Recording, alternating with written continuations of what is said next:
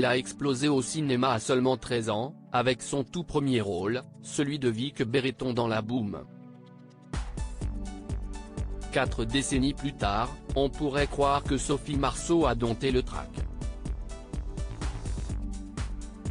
Il n'est rien. La peur l'a encore prise récemment, alors qu'elle devait lire à la radio un poème de son recueil La Souterraine.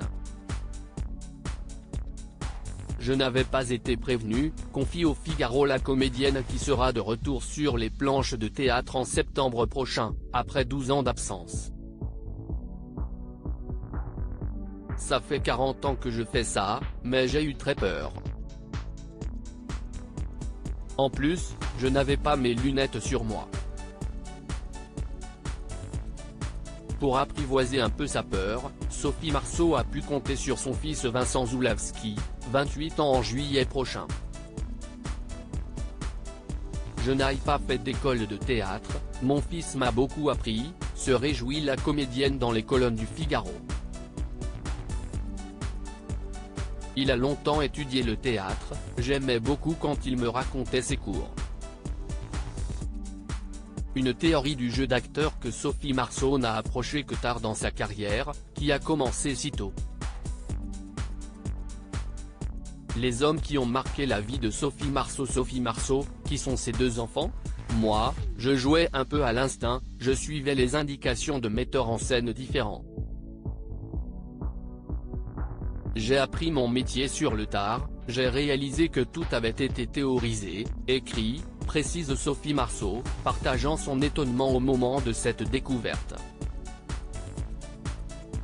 Lee Strasberg, Stanislavski ou Lecoq ont mis des mots sur des choses que je faisais sans le savoir.